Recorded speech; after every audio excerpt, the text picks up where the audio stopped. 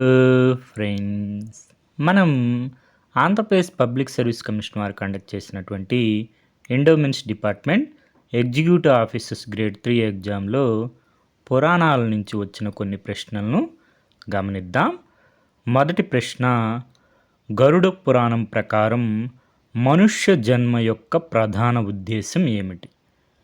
మనకి పురాణాలు మన జీవన విధానంలో భాగం కాబట్టి ఆ పురాణంలో విషయం మనకి తెలియకపోయినా మన జీవన విధానాన్ని ఒకసారి గమనిస్తే ఇటువంటి క్వశ్చన్లకి మనం సమాధానం చేయడానికి సులభంగా ఉంటుంది. ఇప్పుడు ఆప్షన్స్ గమనించండి. మనుష్య జన్మ యొక్క ప్రధాన ఉద్దేశం ఏమిటి? ధనాన్ని కూడబెట్టడం కాదు, ఇంద్రియ సుఖాలను అనుభవించడం కాదు, ఇతరులపై అధికారాన్ని సంపాదించడం కాదు. మిగిలిన ఆప్షన్ 3 ఆన్సరు మోక్షాన్ని పొందడం. గరుడ పురాణం అనే కాదు, మన సనాతన ధర్మంలో మనుష్య జన్మ యొక్క ప్రధాన ఉద్దేశం ఏంటి? మోక్షాన్ని పొందడం. తర్వాత ప్రశ్న, గరుడ పురాణం ప్రకారం మరణం తర్వాత ఆత్మకు సహాయం చేయడానికి సూచించబడిన ఆచారం ఏమిటి? దేవాలయాలు నిర్మించడం, శ్రాద్ధ కర్మలు మరియు దాన ధర్మాలు చేయడం, ధన సంపాదన కోసం మంత్రాలను జపించడం, సమాధులను నిర్మించడం. మరణం తర్వాత ఆత్మకు సహాయం చేయడానికి సూచించబడిన ఆచారం ఏమిటంటే శ్రాద్ధ కర్మలు మరియు దాన ధర్మాలు చేయడం. గరుడ పురాణంలో మనం కొన్ని విశేషాలు చూద్దాం. గరుడ పురాణంలో పురాణ పరిచయంలో చూసుకుంటే గరుడ పురాణంలో 3 భాగాలు ఉన్నాయి. ఆచారకాండ, ప్రేతకాండ, బ్రహ్మకాండ. ఆచారకాండలో 240 అధ్యాయాలు ఉన్నాయి. వాటిలో 14 వచ్చి పురాణం యొక్క లక్షణాల మీద, 48 వచ్చి వైద్యం గురించి, 61 వచ్చి ధర్మశాస్త్రాల మీద, 8 వచ్చి నీతుల గురించి, 13 వచ్చి రత్నశాస్త్రం గురించి, 43 వచ్చి ఖగోళాది శాస్త్రాల మీద రచింపబడి ఉన్నాయి. గరుడ పురాణంలోని విశేషాలు చూడండి. వైద్యం గురించి, రత్నశాస్త్రం గురించి, ఖగోళాది శాస్త్రాల గురించి మనకి గరుడ పురాణంలో ఉన్నాయి. అదేవిధంగా మనకి గరుడ పురాణంలో మనకి 22 అవతారాల గురించి పేర్కొనడం జరిగింది. అవతారాలు ఒకసారి గమనిద్దాం. గరుడ పురాణం మహావిష్ణువు యొక్క కథతో నిండి ఉంటుంది. గరుడు తన తపశ్శక్తితో విష్ణువుకి వాహనుడయ్యాడు. గరుత్మంతుడే స్వయంగా ఈ పురాణాన్ని ఎవరికి చెప్పారు? కశ్యప మునికి చెప్పారు. వ్యాస మహర్షి నాకు చెప్పారని చెప్పి సూత మహర్షి చెప్తున్నారు సౌనకాది మహామునులకి. మునులారా, విష్ణువు మొదట సనక సనందనాదులుగా అవతరించారు.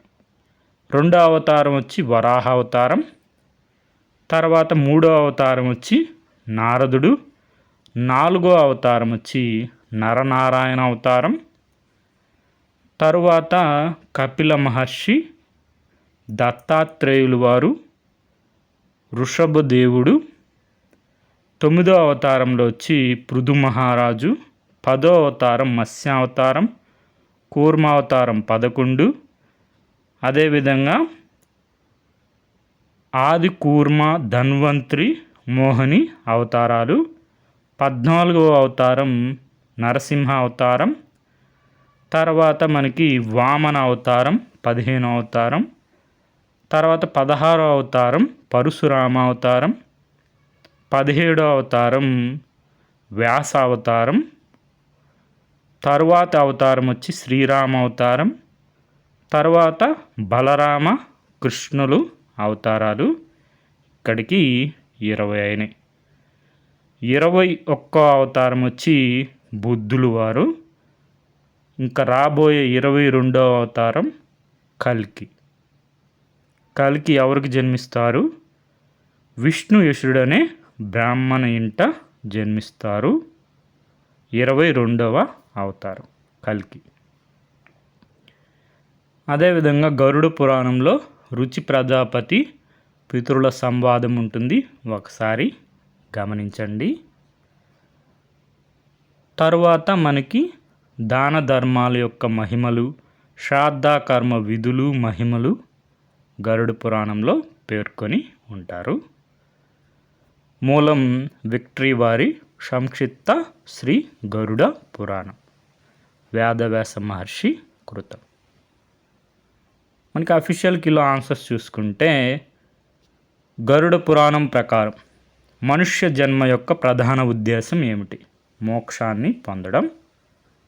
గరుడ పురాణం ప్రకారం మరణం తర్వాత ఆత్మకు సహాయం చేయడానికి సూచించబడిన ఆచారం ఏమిటి? శ్రాద్ధకర్మలు మరియు దాన ధర్మాలు చేయడం.